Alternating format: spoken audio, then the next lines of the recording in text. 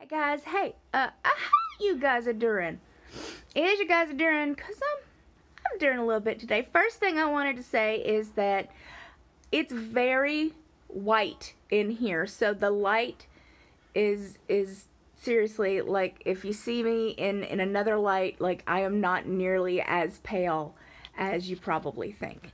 So I have a reason for coming on here today. Number one, I know a lot of people are worried about me, and I wanted to tell you thank you very much for even caring about me, number one.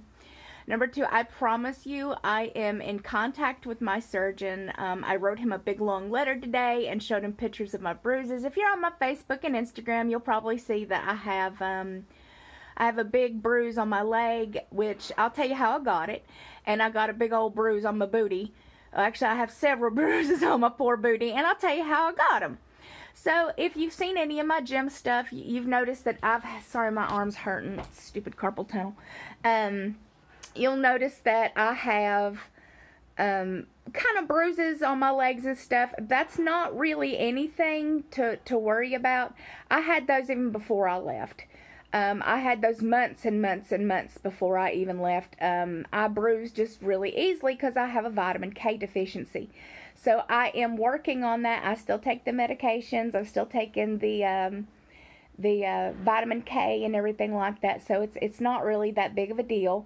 It's just something I have to go through. It's just something I have to work on and get fixed. We did re-enlist, so that means that I have adequate, insurance to take care of me. So there are vitamin K injections, so if that's the way we need to go, I can do that. Vitamin D, I'm still taking plenty of vitamin D, plus I take all my liquid vitamins, etc., etc., etc. So my hair is no longer falling out, not at all.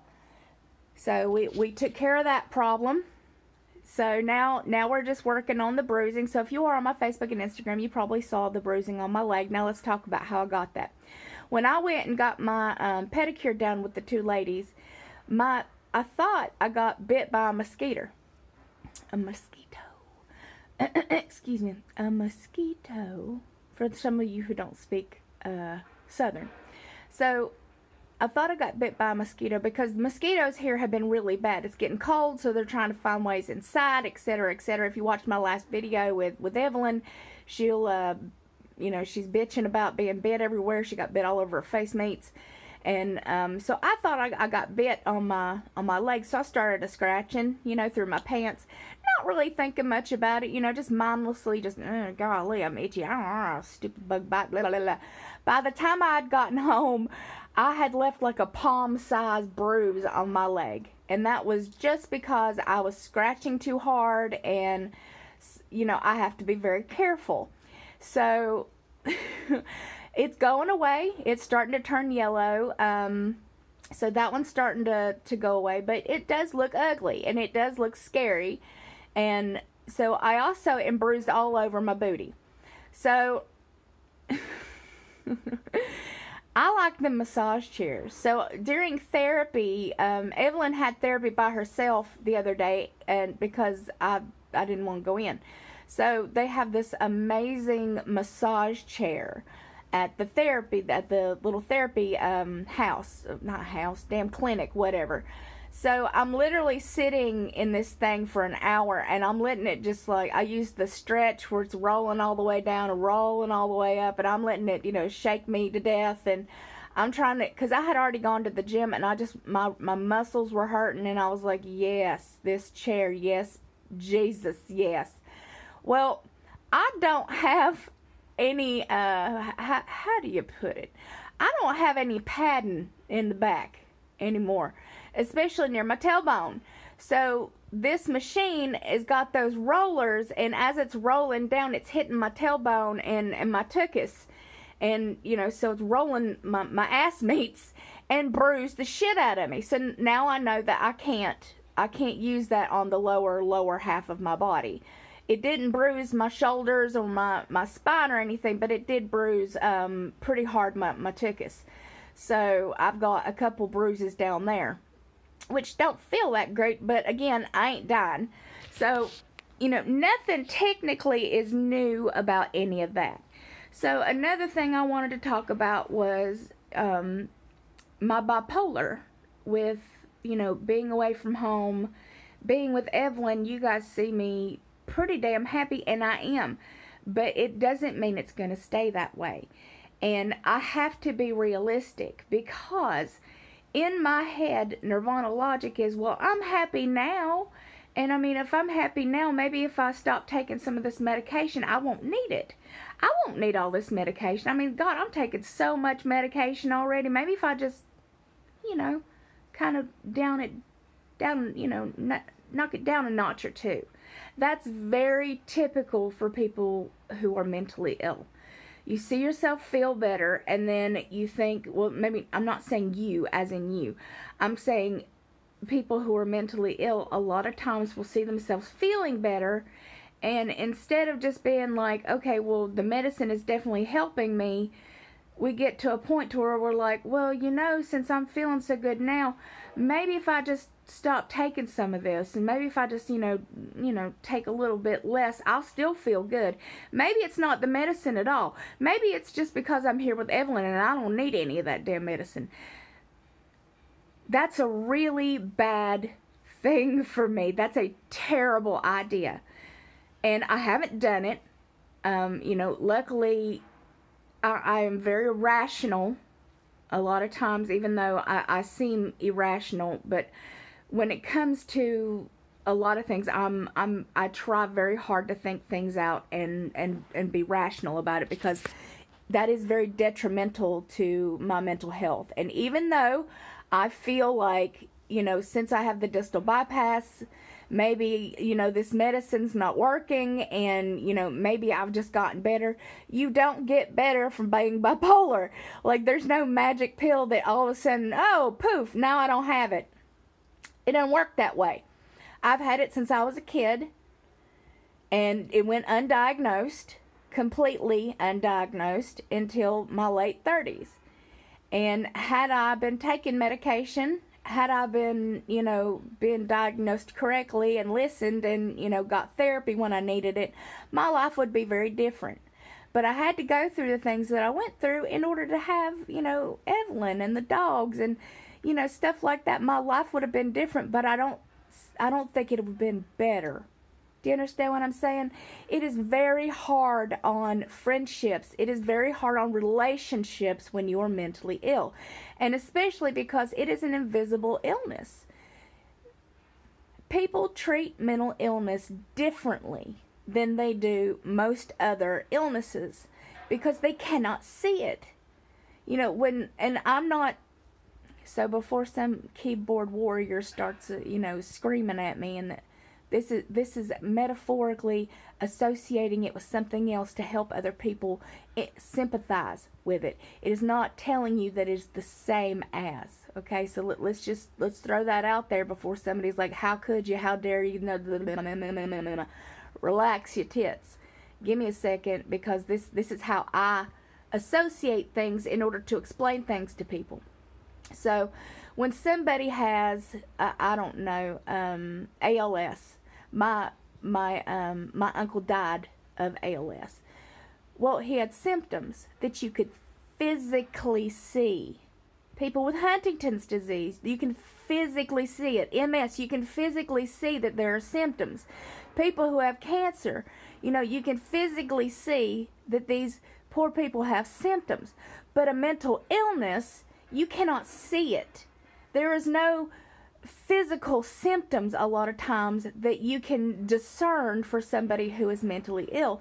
Hence the reason why it was my late 30s before I even really understood that I was mentally ill. When, case in point, my the lady that Evelyn is seeing here, I go to therapy with her usually. Like I said, I didn't do it last time because I wanted to sit in that damn chair and it felt good. And chair, yes please. But we had talked the week beforehand, and we were talking, and I said, Evelyn said something like, me having suicidal thoughts a lot, and I do, which is part of my mental illness. So I do, not that I would ever act on it. Again, I'm very rational most of the time. So, but I do have often, suicidal thoughts where I think, Evelyn would be better off without me, that the dogs would have a better life without me, that, in general, people who know me wouldn't miss me, that my brain lies to me. My anxiety lies to me. But most of all, my brain is lying to me because it is part of my mental illness. And when I said, well, yeah, everybody has, suicidal thoughts, the therapist legitimately looked at me and she said, no, they don't. No, they don't. And I was like, I thought everybody. No, Nirvana. Most people don't have suicidal thoughts. And that blew my fucking mind. I didn't understand that. My entire life, I thought everything that I've gone through, my constant depression, constant, severe depression, I thought this was normal for everybody. I thought, when I had my hypomanic, those were just good days. Those were just, I was feeling better days where I could get shit done. That's how I felt, and that's what I thought. I thought, well, shit, that everybody has that. Some people more than others. No, Nirvana, that is not how it works. But again, I didn't understand. I didn't understand that this is not what other people's life is like. I didn't understand that, most people don't have constant suicidal thoughts. And even though they're fleeting thoughts sometimes, they're very real and they're scary for me. Because in the middle of the night when I'm all alone, and let's say, Evelyn's over here or Evelyn is at work, I don't have her to talk to me and be like, that's just your mental illness, honey. It's not real. Knowing that I won't do that because that is a terrible thing for me to do to her or myself or people that love me and care for me. It doesn't mean that it doesn't roll through my mind a lot. And when I was much, much bigger and in a lot more pain, it was a lot more frequent. So it is very hard on friendships. It is very hard on relationships, especially being married to somebody who is mentally ill. Because unless you have gone through, therapy with this person, unless you have an innate understanding of what that mental illness is, it's very hard to sympathize and comprehend or even empathize with somebody. Because a lot of times people don't want to take the time to understand. They don't care enough to understand because they're like, well, you're just being lazy. You just don't want to get up. You just don't want to do something. Anxiety, what? Agoraphobia, what? Like, that doesn't make any sense. If I can get up and get everything done, so can you. That's not exactly how this works. My mental illness doesn't care if I have work in the morning. When I was working at Singular Wireless, it took every fucking ounce of gumption for me to go to work. And I would have a panic attack on the way to work. I would have to stop, breathe, relax, start driving. And I would leave 2.5 hours early because I knew that I was going to have a panic attack at least 2 or 3 times before I actually got to work. So I worked for Singular Wireless for almost a year, but I had to keep calling in. That's not normal. And it wasn't because I was lazy. I would have to go in the bathroom and hyperventilate because a call was terrible, or they made me cry, or they were mean to me, or just talking about it gives, my heart is just pumping and pumping and pumping. It's very difficult for somebody with a mental illness to do a lot of things that normal people think that they should be able to do. Well, again, if you're not living my life, how the hell would you know what I'm capable of doing? Or, you know what I'm saying? Like, Evelyn had a very hard time in the beginning trying to understand why I was crying constantly. Or that, I would be completely irrational. And I told you guys before, my anxiety comes out a lot of times with anger instead of fear. It is fear, But instead of, me going and hiding, it is a lot of times me lashing out. So it took a really long time for me to understand that, and then for Evelyn to understand that. And now we have, things in place to help each other. She knows that I don't mean it. In the moment, in that moment, I may be cuckoo for Cocoa Puffs for a little bit. But, I take an Ativan or I walk out of the room, and it's not that long until I realize what I've done and that I probably didn't need to act that way. And whatever set me off was probably not nearly as terrible than what my head told me it was. So a lot of times, Evelyn will give me some time to cool off. And then we come back together and she's like, "Are you okay?" And I'm like, "Yeah, I'm okay." And she's like, "Do you know what happened?" And, we'll sit and talk about it. But we've been together for 11 years. That doesn't mean that our marriage was not rocky in the beginning, because I didn't know what was wrong with me. She didn't understand what was wrong with me. And I was not medicated, and I wasn't going to any kind of therapy. I didn't start therapy or anything else until she had gotten into the military, where I had access to all this good stuff.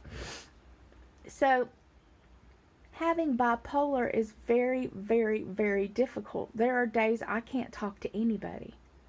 And it's not a matter of I don't want to talk to them, or I don't love them, or I don't care about them, or, I'm just being I'm just going to say the word snatch, because that's how I feel like, people might perceive it. There are days where I physically and mentally cannot talk to anybody else. I cannot deal with anybody else's energy. And I talk to, the psychiatrist, and I talk to the therapist about energy. And here's how I can explain it to you. When I walk into a room, I can usually feel everyone's energy. I can feel if they're mad. I could feel if they're depressed. I could feel if they're sad. I pick up on other people's energy very, very easily. And it affects me.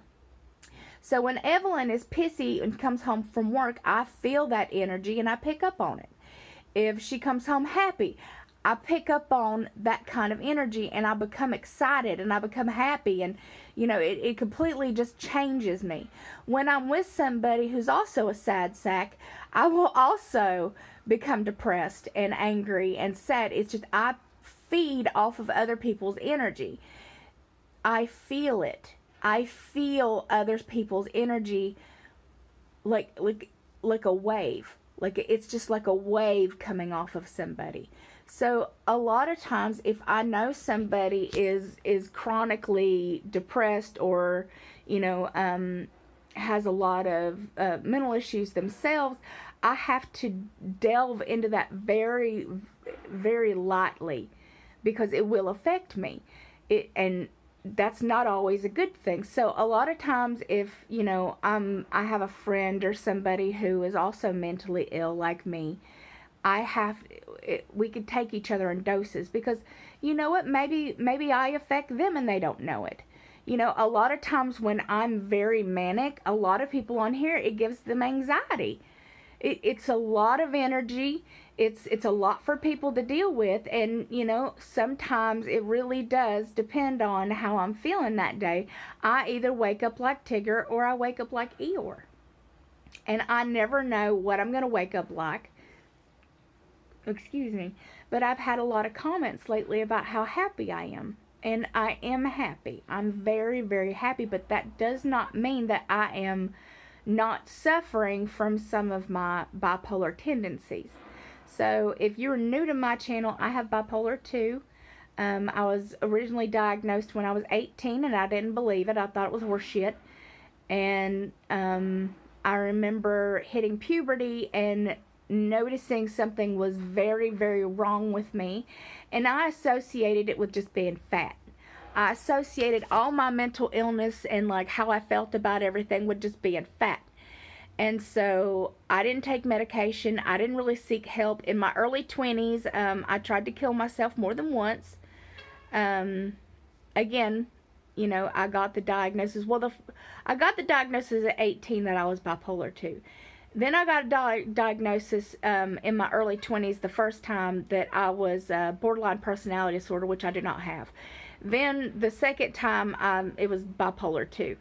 But again, I thought they were handing out bipolar, like candy back then, because, they're like, oh, everyone's bipolar. Yeah, you got bipolar. You got, like Oprah. You got bipolar, and you got bipolar, and you get bipolar. Everybody's got bipolar. So, I thought it was horse shit. Well, unfortunately, it ain't. And I do. And, again, retrospect don't mean shit, because you can't go back. All I could do is do the best I can today, and I work on it. So I kind of wanted to come on here and talk about what it's like to be married to somebody, or to be in a friendship with somebody who has mental illness, and bring more attention to, if somebody tells you they can't go anywhere today, maybe they honestly can't.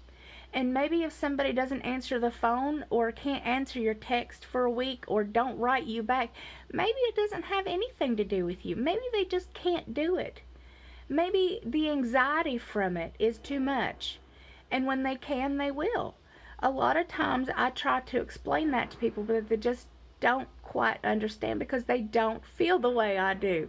So a lot of times, people are like, how come you don't answer this, or how come you haven't said this, and how come you haven't opened up this? Sometimes I cannot do it. I cannot, because I do take on other people's problems, and I can't help myself. I can't help myself, because I am a fixer. It's like puzzles. I have to figure out everything. I have to figure out how to fix everything, or I'm not happy. So a lot of times, if I meet somebody and they're having problems with this, and I make I make the effort to try to write back and stuff like that, a lot of times I will take on that person's problems until they're fixed. And a lot of times you can't fix everybody else's problems. I can barely deal with my own. But that doesn't mean that I don't want friends. That doesn't mean that I don't care about people. That doesn't mean that, I don't care about that person in general. Sometimes people like me cannot answer things. There are reasons, and maybe it doesn't have anything to do with you at all. If people were more self-aware, if people would just stop and think for a minute that maybe it's not all about them, because other people's universes are not revolved around everybody else. Usually your universe revolves around you. So if you get upset with somebody over something that you think they should do, then step back and think about it for a second. That is something so important, is that if you're putting expectations on somebody other than yourself, well, that leads to a lot of disappointment, because you can't make somebody do something they don't want to do, and you're not in that person's head, so how would you know why they don't do something? The only thing you can do is control yourself.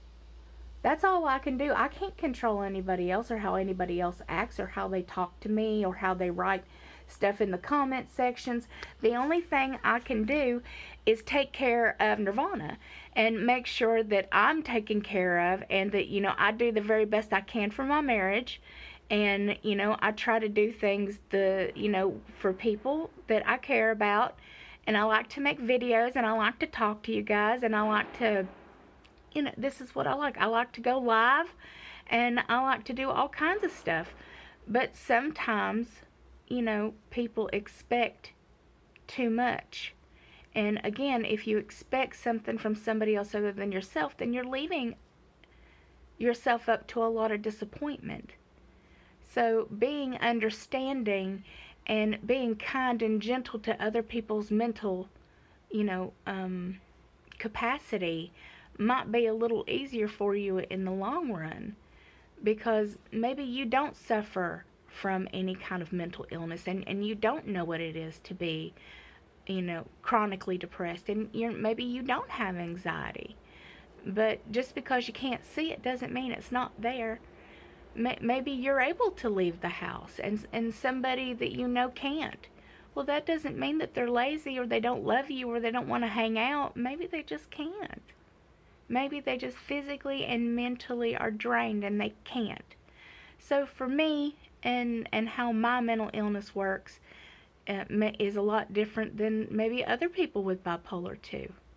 And you know what? If that's the way it is, that's the way it is. Everybody has to deal with their own issues because we're all completely different. We can sympathize with each other and we can have different things, in common, but nobody's, going to be the exact same. It's never going to happen that way. So I hope this explains things just a little bit more. I was thinking about it a lot today because I've had a little bit of depression, but not anything to worry about. I'm still pretty much on the upswing.